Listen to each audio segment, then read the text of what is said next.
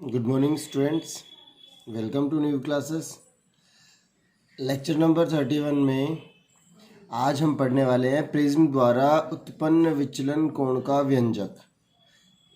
Last के lecture में, कल के लेक्चर में हम लोगों ने देखा था कि जो हमारे पास में प्रिज्म है वो क्या है।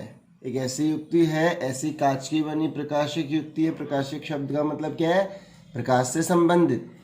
ऐसी कांच से बनी युक्ति है जो क्या करती है? प्रकाश की किरण को मोड़ती है, उसमें विचलन लाती है या वर्ण विक्षेपण करती है। समझा था लास्ट लेक्चर में हम लोगों ने।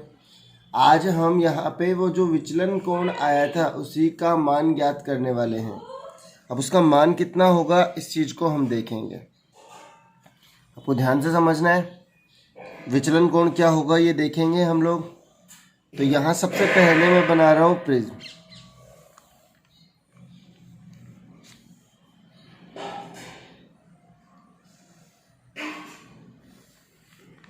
ये क्या हो गया अपने पास? प्रिज्म। इसको क्या बोला? ए। इसको क्या बोल दिया है? बी। इसको क्या बोला है हमने? सी। ओके, इसको क्या कहते हैं हम लोग? प्रिज्म कोण ए। ओके भाई, ध्यान देना। यहाँ से प्रकाश की किरण आपतित हुई, इसको आपतित प्रकाश की किरण बोलते हैं हम लोग। आपतित प्रकाश की किरण, ये इसका क्या होगा? अभिलंब। ये पॉइंट बोल देता हूँ मैं इसको पी। इस किरण को जाना कैसे है?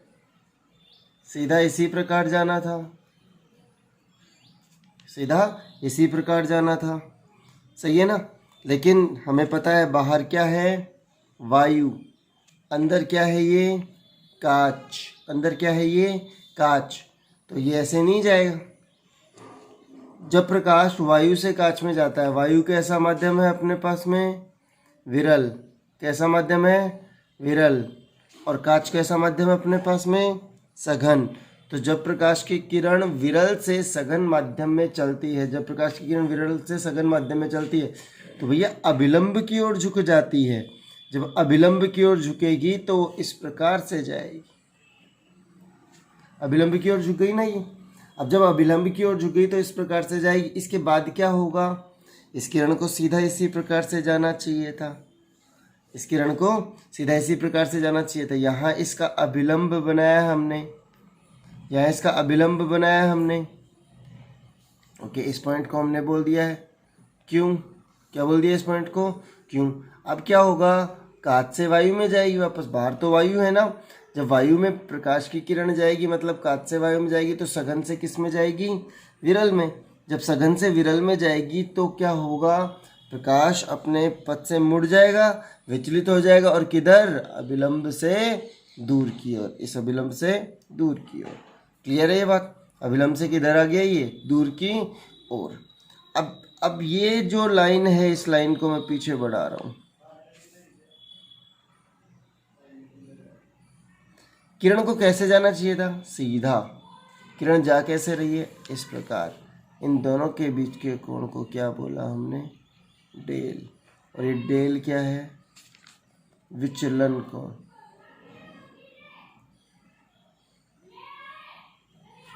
डेल क्या है? विचलन कोण। बात समझ में आ गई सभी को? डेल क्या है? विचलन कोण। क्लियर है ना ये बात? अब आगे देखिए, यहाँ से इसी डेल को निकालना है अपने को। इसी डेल को निकालना है। मैं थोड़ा कोण लिख देता हूँ यहाँ पे। अभिलंब के साथ जो किरण आपतित हो रही है उसको क्या बोलेंगे? आपतन कोण। अभिलंब के साथ जो किरण निकल के जा रही है उसके कोण को क्या बोलेंगे? निर्गत कोण। ये कौन सा कोण है? निर्गत कोण। ये कौन सा कोण है? आपतन कोण। ये कौन सी किरण है? आपतित किरण। ये किरण कौन सी है? निर्गत किरण। ए क्या है?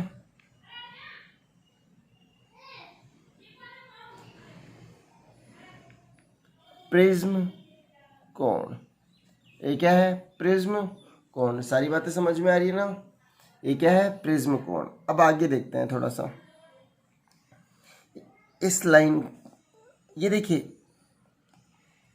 किरण वायु से कांच में आई, वायु से कांच में, जो वायु से कांच में अपवर्तन हुआ, इसका पहला ये कोण मान रहा हूं मैं, अभिलंब के साथ जाने वाली किरण का अपवर्तन कोण R1, क्या माना R1।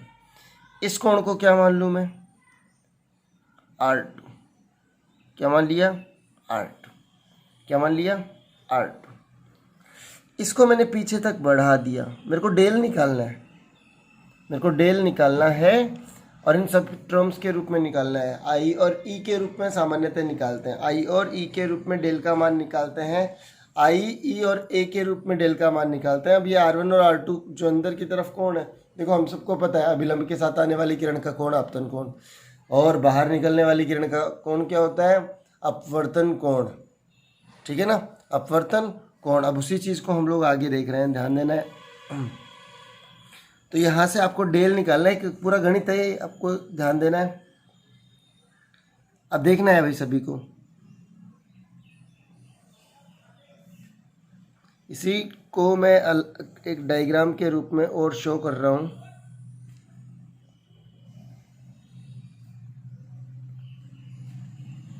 ये पॉइंट P लिखा है मैंने, ये पॉइंट क्यों लिखा है, इसका नाम R दे रहा हूँ मैं, ये R हो गया अपने पास, ये A, ओके। ये कोण कितना होगा A, ये कोण बताइए अभिलंब वाला होगा ना, ये कोण अभिलंब वाला होगा तो ये कितना होगा 90, जी कितना हो गया अपने पास में 90, क्लियर है ना, अभिलंब वाला होगा इसका मतलब ये कितना होगा अपने पास में 90। इसके बाद आगे देखते हैं, ये किरण इस प्रकार से जा रही है बीच में से, सही है। ये कोण कितना हो गया अपने पास में R1 और ये कोण कितना हो गया अपने पास में R2, सही है। आगे देखिए, इन्हीं सबको सॉल्व करूंगा मैं यहाँ पे, ध्यान देना है आप सबको। तो सबसे पहले मेरे को ये बताइए, ये चतुर्भुज है, चतुर्भुज का नाम क्या हो गया APRQ, चतुर्भुज APRQ में, APRQ में सभी कोणों का योग कितना होगा, सभी कोणों का योग कितना होगा 360। बात समझना मेरी, यहाँ से हमारे पास जो डायग्राम है उस डायग्राम में हमें डेल निकालना है, और डेल का मान निकालना है हमें ए आई और ई के रूप में, ए आई और ई के रूप में, इन तीनों के रूप में हमें मान निकालना है, इन तीनों के रूप में हमें मान निकालना है। R1 R2 के रूप में मान नहीं निकालते हैं सामान्यतः, क्योंकि वो आकृति के अंदर है, हम कितने कोण पर प्रकाश को भेज रहे हैं और बाहर कितने कोण से निकाल रहे हैं, मतलब आई और ई तो पता होना चाहिए, और जो प्रिज्म लिया है उसका प्रिज्म कोण जो कि लगभग हमेशा 60 डिग्री होता है, ठीक है, ये तीन चीज़ पता होती है। अब अंदर किरण कैसे जाएगी कैसे नहीं जाएगी, इसका थोड़ा सा सही कैलकुलेशन करना डिफिकल्ट हो जाता है, इसीलिए तीन चीज़ों के रूप में डेल का मान निकालते हैं, आई ई और ए के रूप में। अब यहाँ से देखिए ए और R1 R2 में मैं संबंध निकाल रहा हूँ। चतुर्भुज APRQ में पहला कोण कितना है ए, ये कोण कितना है 90, ये कोण नहीं पता, ये कोण कितना है 90, क्योंकि अभिलंब है ना ये, तो अरे अभिलंब है ना ये P वाले पॉइंट पर, ओके। तो यहाँ से देखिए मैं क्या लिखूँ, ए कोण प्लस 90 सेकेंड वाला, फिर ये नहीं पता, इसको क्या लिख दूँ कोण R और प्लस 90 बराबर कितना हो गया अपने पास में, बराबर कितना हो गया 360। 360 में से 180 को हटा देंगे, 180 बच जाएगा, कोण R का मान कितना आ जाएगा 180 minus A, equation number first. क्या गया 180 माइनस A, ये पहली चीज़ आ गई अपने पास में, 180 माइनस A, सिंपल सा है। अब आगे देखिए कितना आ गया 180 माइनस A, त्रिभुज देख पी क्यू आर को, त्रिभुज पी क्यू आर में त्रिभुज पी क्यू आर में अपने को क्या मिलेगा, तीनों कोणों का योग 180 R1 plus R2 plus 180 minus ए। देखिए R1 R2 180 माइनस ए, तीनों का योग कितना हो गया अपने पास 180, 180 से 180 कैंसिल, कितना आएगा ए उधर जाएगा तो ए प्लस हो जाएगा, ए बराबर R1 प्लस R2। समीकरण नंबर क्या हो गया ये अपने पास में 2। बात समझ में आई है सभी को? बिल्कुल एक सिंपल कैलकुलेशन है, डायग्राम को बस बनाया हमने। अब आगे देखिए, यहाँ से थोड़ा सा लास्ट स्टेप में चल रहे हैं अब हम लोग। डायग्राम को देखना है, ये कितना है आई, ये पूरा कितना होगा, देखिए ये लाइन सीधा जा रही थी ना,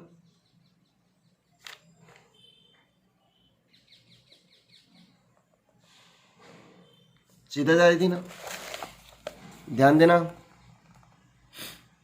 मैं आपतित किरण को बना रहा हूं अभिलंब के साथ में, आपतित किरण जो है अभिलंब के साथ में आपतन कोण बना रही आई, ये आई तो ये पूरा कितना आई, तो भैया ये कितना बना, देखो ये शीर्षाभिमुख कोण हो गया ना, ये लाइन ऐसे ये लाइन ऐसे काट रही है ना, दो लाइनें ऐसे एक दूसरे को काटती हैं तो ये कोण इसके बराबर होता है, तो ये कोण किसके बराबर हो गया, इस पूरे के बराबर। आई ये है तो पूरा आई, पूरा क्या हो गया आई, आई में से इसको हटाएंगे तो ये कितना बच जाएगा आई माइनस R1।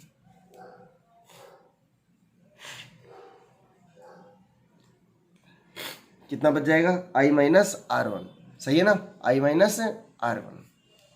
अच्छा इधर देखिए, अब ये ई तो ये पूरा ई, पूरा ई, ये R2 है तो ये कितना बच जाएगा ई माइनस R2, ई माइनस R2। अच्छा ये डेल है तो ये कितना बच जाएगा, 180 डिग्री कौन होता है पूरा, 180 माइनस डेल। अभी थोड़ा सा कॉम्प्लेक्स लग रहा है आपको, यहाँ बना देता हूँ मैं, देखिएगा इसी चीज को। ये जो किरण अपने पास आ रही है आपतित किरण, ये अभिलंब, ये बिंदु P, ये लाइन सीधा जा रही थी अपने पास में, ये किरण इस प्रकार से आई है,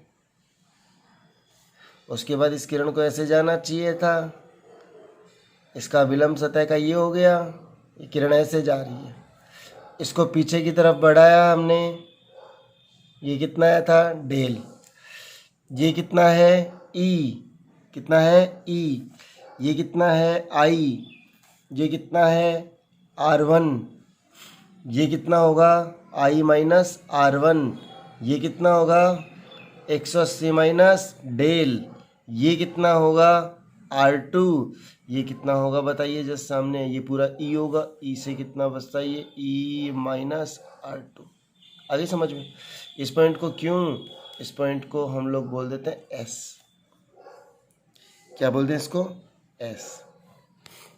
ओके बात समझ में आ गई, उसी चित्र को मैंने वापस से एक्सप्लेन कर दिया है थोड़ा सा, सही है। अब आगे देखिए त्रिभुज PQS को, त्रिभुज PQS में त्रिभुज के सभी कोणों का योग 180, I minus R1 plus E minus R2 plus 180 minus del बराबर 180, 180 से 180 कैंसिल, त्रिभुज के सभी कोणों का योग 180 होता है, अंदर वालों का कर लिया मैंने।